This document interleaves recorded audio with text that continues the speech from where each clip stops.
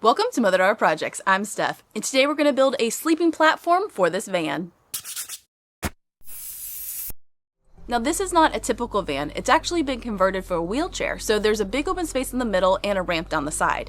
But this van has so much space inside that I've always thought it'd be really cool to add some kind of way to sleep in here so I could take this camping. And I had a bunch of ideas and a bunch of designs, and ultimately the simplest of the designs is what I ended up using in the end. So I'm going to share that with you today, and at the very end I'm going to show you my first time camping in this van and if it was all that I thought it would be. I picked up 2 sheets of plywood at the Home Depot, but only ended up using 1 in the end. I'm using the Craig panel carrier to move the plywood.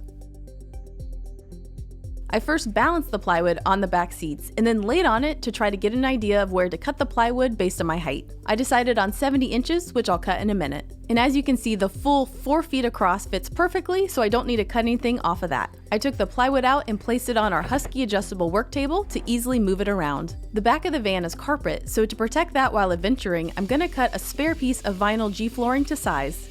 This is leftover from Mom's garage floor many years ago. To hold the plywood up in the big open section, I'm going to use metal pipe. I'm using 1-inch diameter, 28-inch tall pipe with a flange on both ends. For the side that will be against the floor of the van, I'm measuring and cutting a piece of sticky felt to size. I'm laying down foam insulation to cut the plywood on, measuring it to 70 inches and cutting it with our track saw. Then I placed the plywood back in the van and tested out the pipe location. Originally, I was going to use 4 pipe legs, but the way the back seats angle, I could only use 2 pipes towards the front. I just eyeballed where to place them, traced around the location, and then screwed the flanges into place.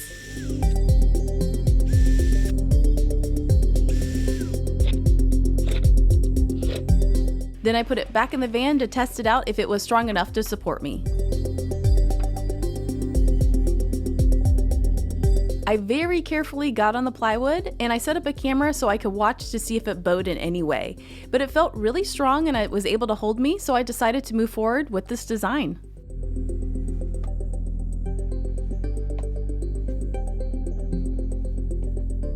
I wanted to protect all the edges of the plywood and make everything smooth and soft, so I decided to staple this waterproof camping blanket to the plywood. It had a little section that I needed to remove, so I used a seam ripper to take that section out. I cut the handle off, and then I was able to hot glue the seam back into place.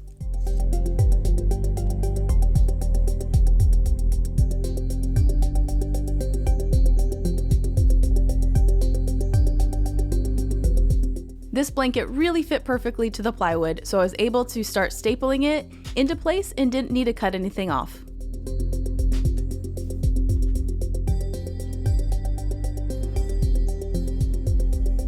Once I got it in place from the top, I turned it over to make sure everything was nice and secure. This is a little awkward to move around as it's 4 feet across and it's just a tad wider than my arm span. This is a similar design to what we did with the backseat cover we made for my Mini Cooper as a safe platform for my dog when traveling. And you can see that video right here. With that in place, I put it back in the van and it works perfectly. With this done, I thought through what else I might need when camping in the van. I wanted the option to black out all the windows, and I was able to find a full set on Amazon that was specifically made for this 2017 Chrysler Pacifica van. I tested out all the covers and they worked really well. If you spend enough time, you can get them to fully block out the windows, but here's a quick look at me testing them out. And here's a look at the outside with the covers in place.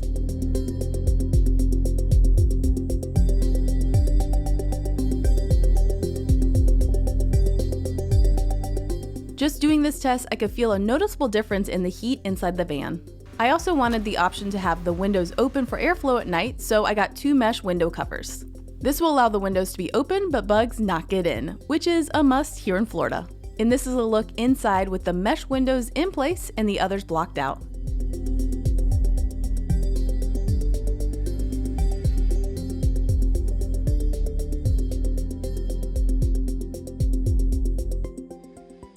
With the van finished, it was time to take it camping. This is a look at the gear in the van and on the underside, which I'm calling the garage, where I'll hold larger items. With the ramp down, I was able to easily move in and out the bigger gear. I was even able to take my bike.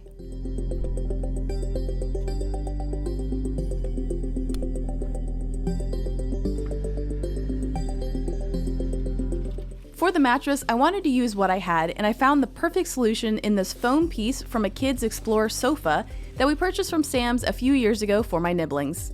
It's nice and cushy, and I already owned it, so it was perfect. Here's a look at the bed all made up for a good night's sleep at Ochlockonee River State Park. What we learned. So I really wanted just a very basic design just to see if I even liked sleeping in the van. So I took this out camping for the first time and I loved it. It actually was really great sleep. I slept better than I do in a tent, although I do like tent camping too, but it was just really cozy, really nice, and it didn't feel stuffy at all. So I definitely want to take this out camping some more. I was concerned about the sides. I thought stuff might fall down on the sides, and so I was thinking about a way of like covering them in some way, but when I was camping, that wasn't an issue at all. I actually had a bag of my dirty clothes that I kind of hung on the side where the ramp is, and that worked perfect, and nothing ever really fell, so this design really worked well, and having all the space underneath to just hold all my bigger items was perfection.